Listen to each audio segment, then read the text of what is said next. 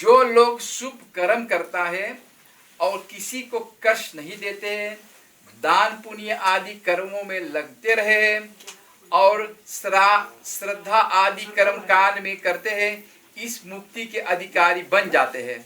मृत्यु के बाद उन्हें परलोक में स्थान मिल जाता, हजारों वर्ष तक वो सुख भोगते हैं और कर्म में क्षीण होने पे पुण्य संसार सागर में गिरते हैं।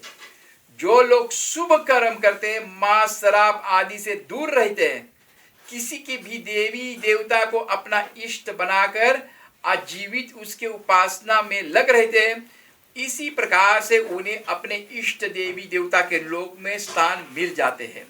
लेकिन कर्म अनुसार अब अवधि से समाप्त होते ही फिर से भवसागर में आना पड़ते हैं। खूब समझिए, जो है जाना समझ बताता और तनी सरल भाषा में बता देवे।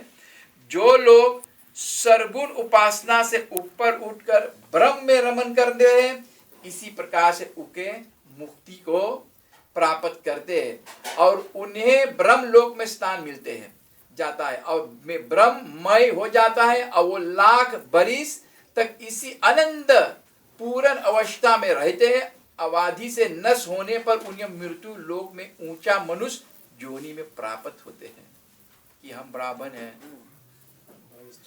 जो लोग निरंकार भक्ति करते हैं, वे मृत्यु के पश्चात निरंकार में ही लीन हो जाते हैं। प्रलय काल तक वे ऐसा स्थिति में रहते हैं जब सृष्टि का पुण्य निर्माण होता है और उन्हें मृत्यु लोक में आना पड़ता है।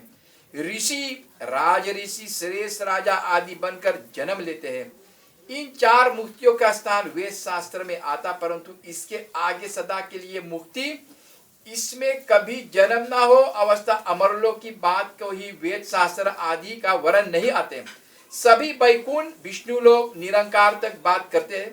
सभी सृष्टि के रचना, विनाश और पूर्व जन्म तक वही पहुंचते हैं और ईश्वरी भक्ति के खबर देते हैं। मसभी संसार में काम अर्थात ऐश्वर्य के मोक्ष के भक्ति का वर्णन करते। सभी पांच तत्व की शक्तियों में भगवानों के भक्ति में मोक्ष दर्शाते हैं। केवल कबीर साहेब ने सदगुरु में पूर्ण संपूर्ण अद्भक्ति के सेवा द्वारा संसार के कल्याण अथवा मोक्ष को ज्ञान दिए हैं। दिव्य आत्मा अध्या आत्मा के मोक्ष का ज्ञान उनके दिया है। नरक के भय से स्वर्ग के लोभ और मुक्ति किया। जीवन में सुखों और दुखों को दाता मन ही है और ये शरीर को आत्म ज्ञान द्वारा प्रतीक पहचान की शक्ति दी है। इसी प्रकार से एक ही सतगुरु जो मोक्ष गति देने वाले हैं और कितने और ये सब स्वर्ग और जितने हैगा वो कहते हैगा कि हम बैकुंठ जावे, लेकिन मुक्ति जो है तीन प्रकार के हुए हैं।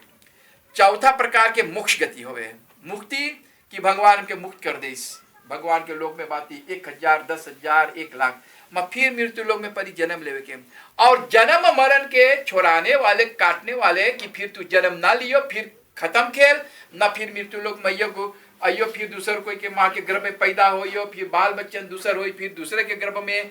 इसी प्रकार से छोड़ावे वाली कबीर साहब है जो सतगुरु के रास्ता बताई, सतनाम के सुमरण करे से तब सतलोक के यात्रा मिली। तो वहां जमराज भी अपना सिर झुका दे। निरंजन जो अलग निरंजन ओमकार ब्रह्मा विष्णु महेश के पिता है, समझला। तो इसी प्रकार से कि आदि शक्ति निरंकार ब्रह्मा विष्णु शिव विचार राम 24 अवतार गुरु के चरण में से होता। हमारा तो भगवान भी 24 अवतार धरी से गुरु के चरण में से होता। हमारा दयानंद स्वामी बिरजानंद गुरु, कबीर साहब का गुरु नामन। कबीर साहब तो जरूरी ना कि गुरु करेगा, वो तो साक्षात पार ब्रह्म परमेश्वर पर, लेकिन गुरु करके दिखाई संसार की, संसार में मनुष्य मात्र के गुरु करना चाहिए। और कौन सा गुरु जो तो के सत मार्ग बतावे, न कि पूजा पाठ कोली घंटी बजा 11 तो के सत मार्ग बतावे के। वही से हम लोग जब प्रार्थना पूजा करल जाए तो हम लोग गुरु के वंदना करल जाएगा, समझला। तो इसी प्रकार से मुक्ति जो चौथा है, चौथा लोक है, वही सतलोक है। और जितने जितने और लोग है, कितने ब्रह्मांड है या जितने लोग है, सब आवागमन के चक्र मुक्ति मिली। जाओ ब्रह्मा के पास, विष्णु के पास, क्षीर सागर में माँ जब कमाई और आएगी तब मृत्यु लोग में फिर परी जन्म लेगा। न जानो कौन माता पिता मेरे, कोई भाई बहन। अब इस जन्म में कृष्ण भगवान बोले अर्जुन के तू कितना दान मार के दूध पी चुके, कितना भाई बहन सब बन चुके हैं, लेकिन मुक्ति हमारे हाथ में है ना आया। ये अर्जुन मोक्ष गति जब मांगे है मुक्ति तो जियो कबीर साहब के। कबीर साहब चारों युग में आए, सतयुग में सत सुकृत। कबीर साहब ने कहा सत सुकृत जाने ना कोई, कि सत का उपदेश देकर आत्मा को किरतात की है। किरतात के मतलब यही लॉस, ये कॉमनिट में तो सतयुग में। त्रेता में कबीर साहब मुनिंद्र नाम से और जाके हनुमान जी को चेताए सीगा, हनुमान जी को मंत्र दे सीगा, तो हनुमान जी में चालीसा लिखी से श्री गुरु चरण सरोज। गुरु पहले नमस्कार करो, बंदी करो, हनुमान उपासना में पढ़ो। हनुमान कितनी बार वह सत्य नाम के चर्चा करी सेगा और बंदगी साहेब बोली से। द्वापर युग में कबीर साहब करुणामयी नाम से आए लेगा। कृष्ण भगवान द्वारिका देश में बताया कि पांडव पुत्र देखो यही सब गुरु जो तो के मोक्ष दे सके, मुक्ति हमारे हाथ में ना है। हमारे तो 24 बार तो जन्म भरेगा। तो इसी प्रकार से जब मुक्ति मांगते हैं, मांगने वाला है सदगुरु के चरण में।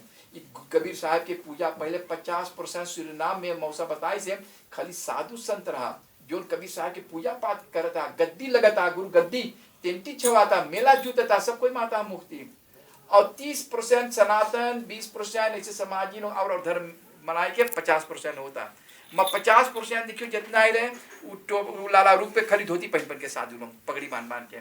तो कबीर साहब की पूजा बहुत होता है। और घर घर में देखो खजरी बजता है, केकर घर में खजरी ना रहा सबके। आज ऐसा दिन आ गया कि उससे अब कम हो गए। अब सब कोई मांगे खाली बैकुंठ, फिर मृत्यु में जन्म, फिर मांगे थोड़ा सा पूजा पाठ करके भागो, फिर बैकुंठ, फिर मृत्यु लोग। हम लोग परिवार लोग के हम बड़ा बहुत धन्यवाद दे कि ऐसा चीज खोजी से, ऐसा सदगुरु के खोजबीन में इन लोग है और होवत जा है कि मुक्ति यही में है, मोक्ष गति। और बिरले कोई पूजा कर पाए, काहे के सब कोई तवांगे हल्दी टनगन बजाए की कथा बरता चलो खाओ पियो। ये पूजा करे से एमन मुक्ति है, एमन ज्ञान है, ये सच्चा ज्ञान। गुरु रोगी चेला रोगी होए नरक में ठेला तेली। जब गुरुवे रोगी है चेला रोगी तब नरक में ढकेली अपने में। तो ऐसे है, गुरु बिना ना ज्ञान मिले, समझला। जब गुरु है तो तुझे ज्ञान मिले। हंसा बिना ना मोती, चाहे लाख करे बयान, चाहे लाख तू पढ़ लो, इतना पोथी पढ़ के ऊपर बैठ जाओ, एक अक्षर 28 अक्षर से होए पंडित, समझला। 28 पंडित के अर्थ है ज्ञानी पुरुष, समझला। और 52 अक्षर में जितने संसार में सब यही में पढ़ल है। अब खोजो देवी भागवत खोजो, देवी बोले हम तो से बड़का। और भागवत पुराण खोजो, हम तो से बड़का। विष्णु पुराण खोलो, हमसे बड़का। हनुमान उपासना खोलो, हम तो से बड़का, हम ये बचा नहीं करिया। और ब्रह्म पुराण खोलो, जितने पुराण है सब पता में सब अपने बड़का। और सब कटार लेके बैठल है, छुरी चक्र सुदर्शन लेके। हमारे कबीर साहब की कुबरी खरीद देखो, कुबरी गाड़ी से। अब कुबरी से इसे समुद्र रोक दे। हमारा कबीर साहब बैलेगा समुद्र में रोक दे इस कुबरी, द्वारका देश वहां डूबा लेगा। कबीर साहब जितने कितने संत लोग से यही ज्ञान दे सीगा। और जाकर के वहां पे गौरखपुर में और जहाँ नदी बहता, कबीर साहब खाली एक साधु से बोल तू भजन गाओ, भजन गाय के देखो बरसा बरसे वहां झूरा पड़ता, अकाल पड़ता। कबीर साहब कितने कितने संतों लोगों की चेताई से काशी नगर में कबीर साहब प्रकट होकर शेष नाग जाए के प्रभु के दर्शन दी से सब देवतन प्रकट होकर फूल बरसावे लगल कि आज मेरे सदगुरु आए द्वारे मन में बजत बधाइया। आए मेरे मन में बजा सदगुरु मत प्रकट भइले। और कौन प्रकट के कौन ज्ञान देव के? सत्य का, सत्य के राह पे चले के, सत्य का। पहले अंदर में तो झाको में कितना कचरा भरल है और कमल के फूल में हमारा सदगुरु बैठे है। जैसे कीचड़ में कमल के फूल फरे हैं ऐसे हमारा देही है। और कमल के फूल कहाँ फरे हैं? शंपू में, कीचड़ में ऐसे। और आत्मा खरी एमन पवित्र अंदर में जितने सब है नासमान है। और आत्मा परमात्मा के चीज सौंप देवे के। और दूसर जो सब चीज जो होवे है इस सब 84 लाख जो नहीं बनाई सही आप 8 मिलियन फीर हो जहाँ मनुष्य मात्र भोग भोग के कितने बड़े भाग मानुष तर पाया, दांव लगा है तेरा। अब की चुकी हो फौजत हो फिर 84 में तेरा। 84 लाख जोनी में मतलब भोगत भोगत इतना बड़ा भाग से मनुष्य जोनी मिलल। अब तो भी हम गंवा दे ली कैसे हीरा जोनी पा करके। हम कभी कभी आंखों में आंस पर जाए, बरखा बरसे सब कोई जाने, अखिया बरसे कोई नहीं जाने। प्रेम से बोल सदगुरु कबीर साहब की। आप हम लोग भजन करेंगे।